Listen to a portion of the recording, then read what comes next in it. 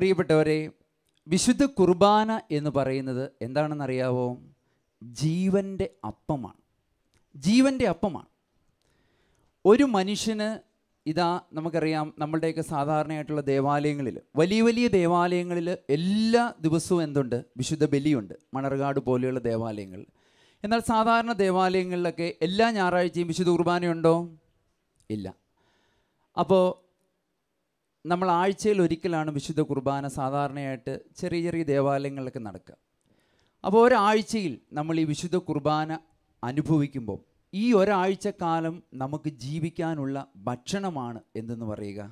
ആത്മീയ ഭക്ഷണമാണ് എന്തെന്ന് പറയുക? വിശുദ്ധ കുർബാന എന്ന് പറയുക.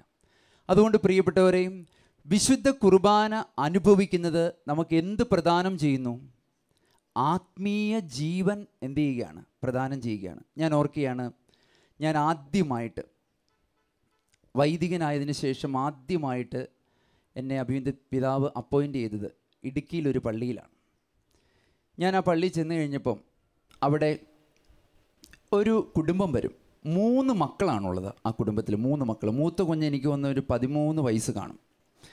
പിന്നെയുള്ള കുഞ്ഞുങ്ങൾക്ക് അതിൻ്റെ താഴെയാണ് 2 കുട്ടികളുണ്ട്. പ്രിയപ്പെട്ടവരെ, ഈ കുഞ്ഞുങ്ങൾ പ്രത്യേകിച്ച് നമുക്കറിയാം, ഇടുക്കി ഭാഗങ്ങളിലൊക്കെ അനേക ദൂരം താണ്ടിയാണ് ആളുകൾ എന്ത് ചെയ്യുക? ആ ദേവാലയത്തിൽ വിശുദ്ധ ബലിക്കായിട്ട് കടന്നവർ. കാരണം ദേവാലയത്തിൽ നിന്നും ഒത്തിരി അകലെയായിരിക്കും ആളുകൾ താമസിക്കുക.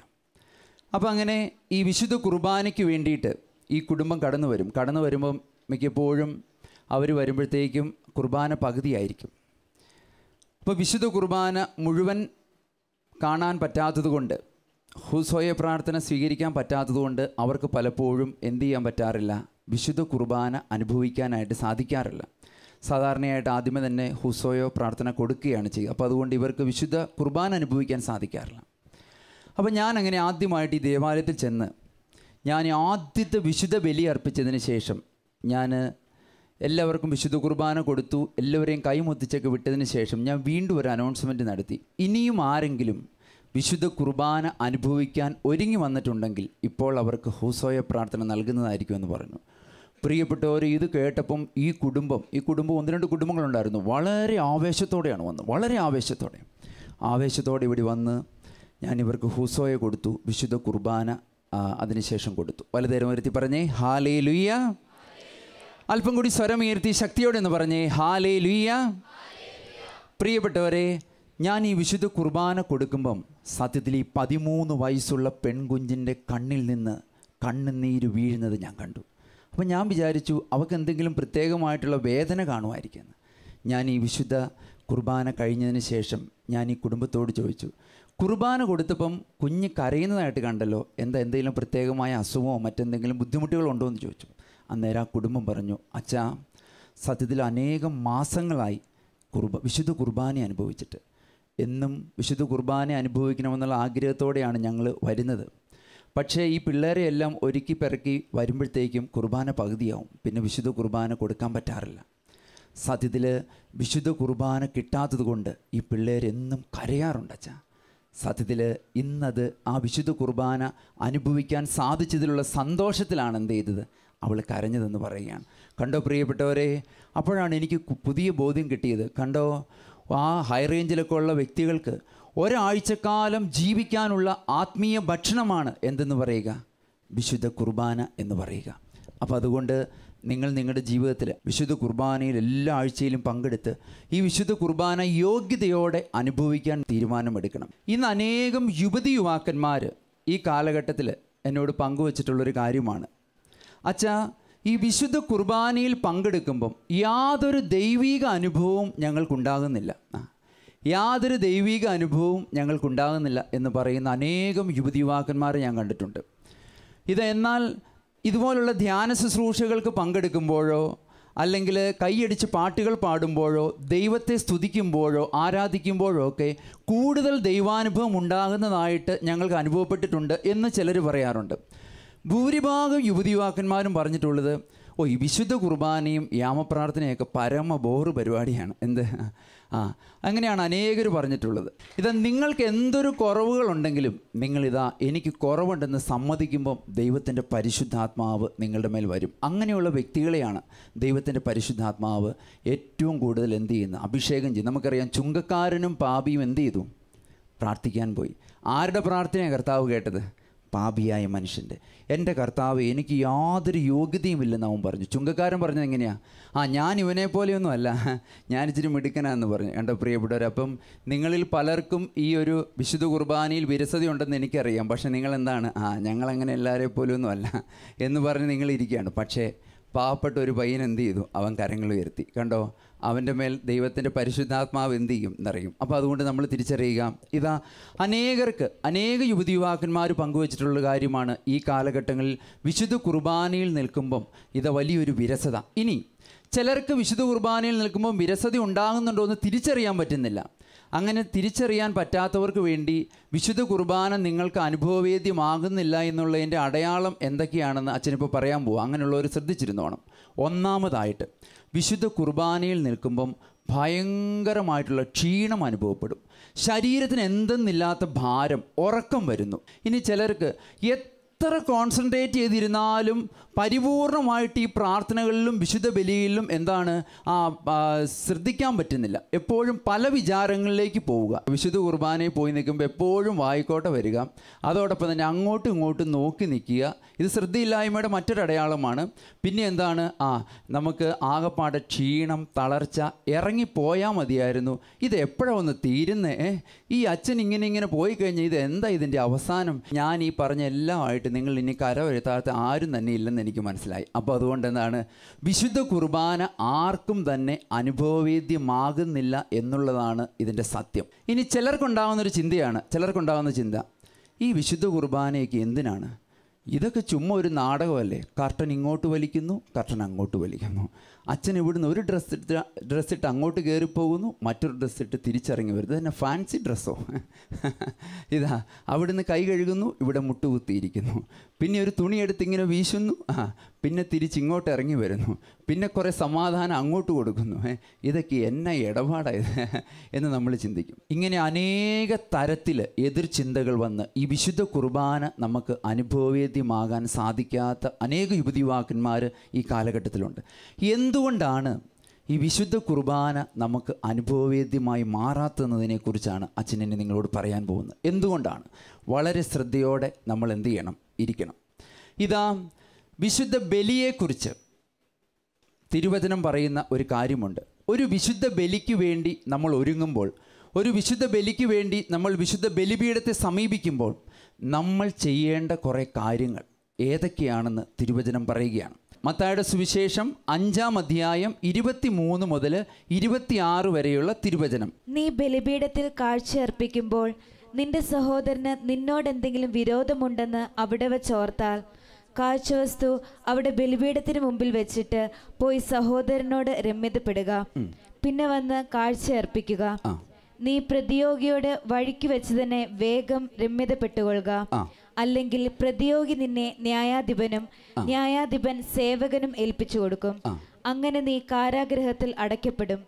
അവസാനത്തെ ചില്ലിക്കാശും കൊടുത്തു വീട്ടുവോളം നീ അവിടെ നിന്ന് പുറത്തു വരികയില്ലെന്ന് സത്യമായി ഞാൻ നിന്നോട് പറയുന്നു. കണ്ടോ പ്രിയപ്പെട്ടവരെ, അപ്പോൾ നമ്മൾ യഥാർത്ഥമായി യോഗ്യതയോടുകൂടിയ ഒരു വിശുദ്ധ ബലി നമ്മൾ അർപ്പിക്കാൻ വേണ്ടി ഒരുങ്ങുമ്പം അതിന് പിന്നിൽ 3 കാര്യങ്ങൾ നമ്മൾ ശ്രദ്ധിക്കേണ്ട കാര്യമുണ്ട്. 1, വിശുദ്ധ ബലിപീഠം.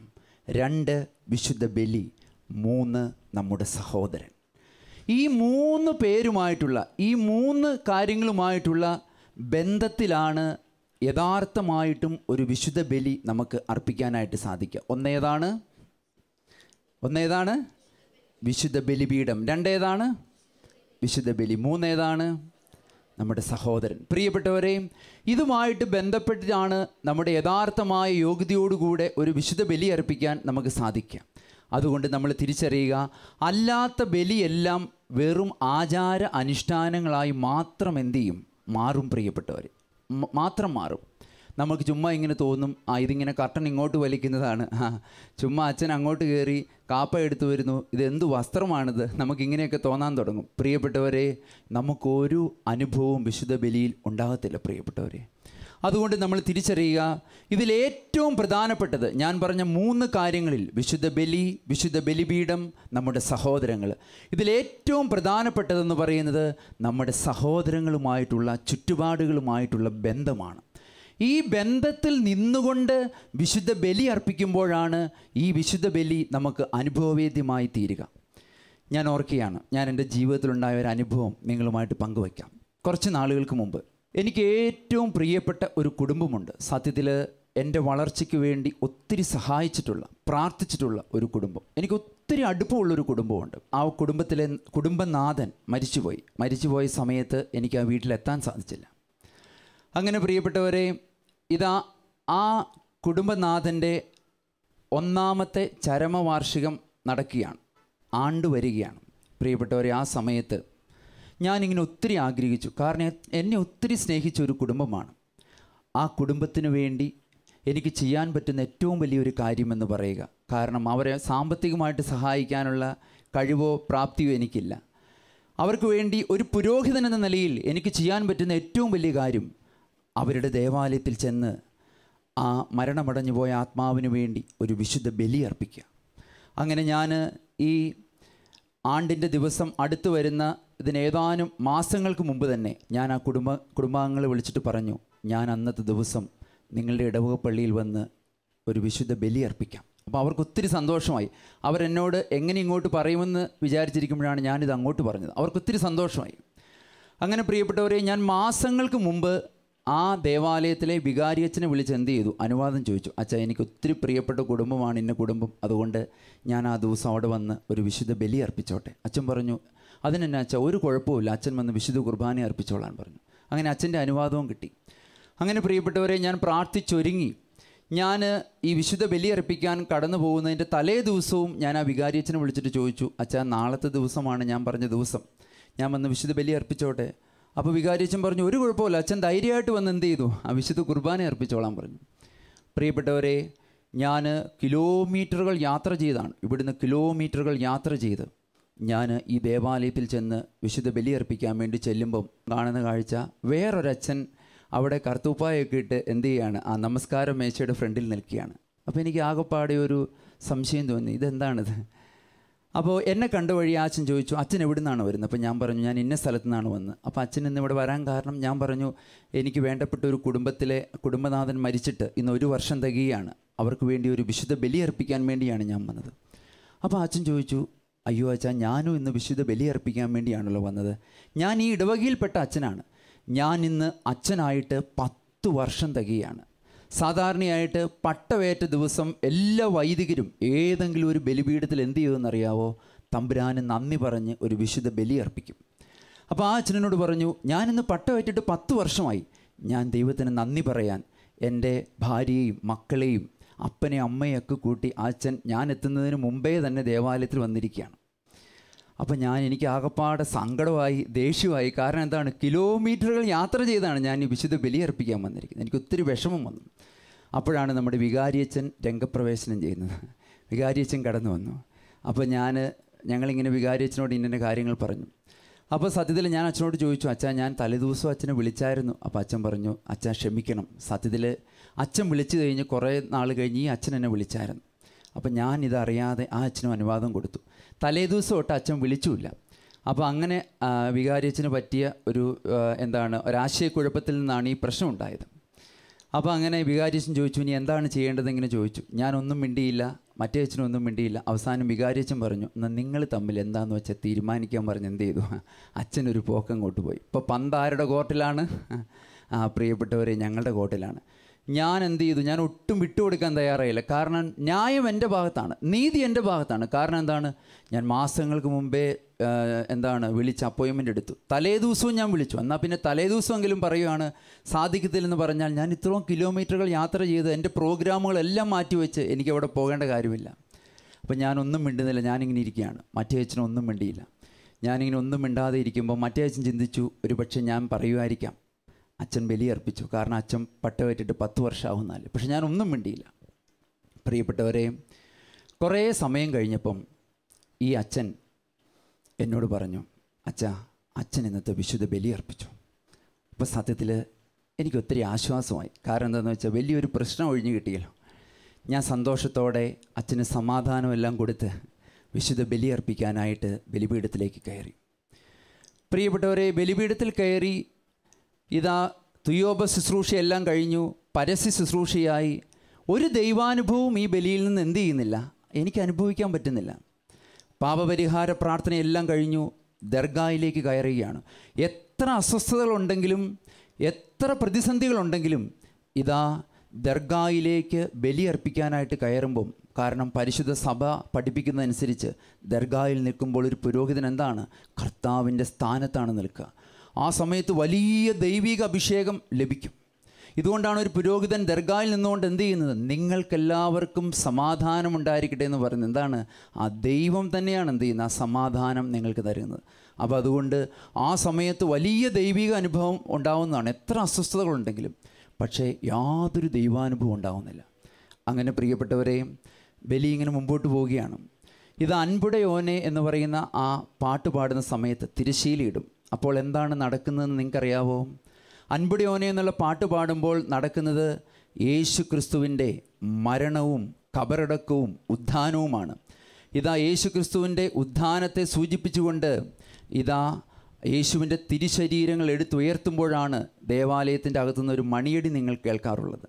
പ്രിയപ്പെട്ടവരെ, ഈ സമയത്ത് അൻപടിയോനെ എന്ന പാട്ട് നടക്കുന്ന സമയത്ത് ഞാൻ ഈ അപ്പം എടുത്ത് എൻ്റെ കരങ്ങളിൽ വെച്ചിട്ട് കർത്താവിനോട് പ്രാർത്ഥിച്ചു. എൻ്റെ കർത്താവേ, എന്തുകൊണ്ടാണ് ഈ ബലിയിൽ അങ്ങയുടെ പരിശുദ്ധാത്മാവ് ഇറങ്ങി വരാത്തത്?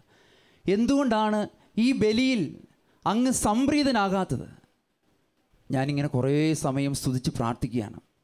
ഇതാ പ്രാർത്ഥിച്ചുകൊണ്ടിരിക്കുമ്പം തമ്പുരാൻ എൻ്റെ ഉള്ളിൽ പറയുന്നതായിട്ട് എനിക്കിങ്ങനെ ഫീൽ ചെയ്തു.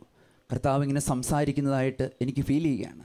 ഇതാ കർത്താവ് പറഞ്ഞു, നിൻ്റെ ആഗ്രഹങ്ങൾക്കും നിൻ്റെ ഇഷ്ടങ്ങൾക്കും വേണ്ടി സ്വന്തം ആഗ്രഹങ്ങളും ഇഷ്ടങ്ങളും ബലി കൊടുത്ത ഒരുവൻ ഇവിടെ നിൽക്കുന്നുണ്ട്. ഇന്ന് സ്വീകരിക്കപ്പെട്ടത് അവൻ്റെ ബലിയാണ്. ഇന്നിവിടെ സ്വീകരിക്കപ്പെട്ടത് അവൻ്റെ ബലിയാണ്. ഇതാ നീ ഇന്ന് ബലി അർപ്പിക്കാൻ ആഗ്രഹിച്ച് ഈ ദേവാലയത്തിൽ കടന്നു വന്നു.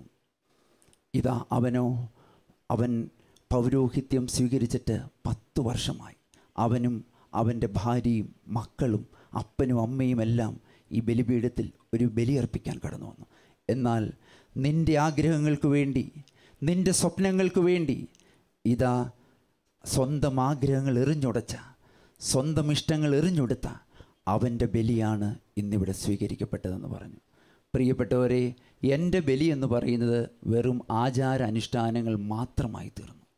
അതുകൊണ്ട് നമ്മൾ തിരിച്ചറിയുക, നമ്മൾ ഈ ഓരോ വിശുദ്ധ കുർബാനയിലും പങ്കെടുക്കുമ്പം, ഓരോ വിശുദ്ധ ബലിയിലും പങ്കെടുക്കുമ്പം നമുക്ക് എന്തുകൊണ്ടാണ് ദൈവിക അഭിഷേകവും ശക്തിയും ദൈവാനുഭവം ആകാത്തതെന്ന് നമ്മൾ തിരിച്ചറിയണം. പ്രിയപ്പെട്ടവരെ, ഇതാ നമ്മൾ ബലിയർപ്പിക്കുന്നത് വെറും ആചാര അനുഷ്ഠാനങ്ങൾ മാത്രമായി തീരുകയാണ്. ഇതുകൊണ്ടാണ് സങ്കീർത്തനം 51 അധ്യായത്തിൽ ഇതാ കർത്താവ് പറയുകയാണ്. സങ്കീർത്തനം 51 അധ്യായം അതിൻ്റെ 17 തിരുവചനം നമുക്കൊന്ന് വായിച്ചേക്കാം. ഉരുകിയ മനസ്സാണ് ദൈവത്തിന് സ്വീകാര്യമായ ബലി. ദൈവമേ, നുറുങ്ങിയ ഹൃദയത്തെ അങ്ങ് നിരസിക്കുകയില്ല. കണ്ടോ, ദൈവവചനം പറയുകയാണ്, ഉരുകിയ മനസ്സാണ് ദൈവത്തിന് സ്വീകാര്യമായ ബലി എന്ന് പറയുന്നത്.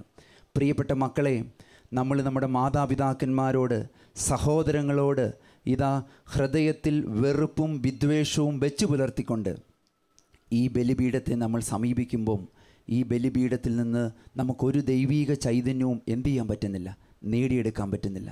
ഇതുകൊണ്ടാണ് ഓരോ ബലിയും നമുക്ക് എന്താണ് അനുഭവവേദ്യമായി മാറാത്തതിൻ്റെ കാരണമെന്ന് പറയുന്നത്. ഇതാ ഉരുകിയ മനസ്സാണ് ദൈവത്തിന് സ്വീകാര്യമായ ബലി എന്ന് പറയുന്നത്.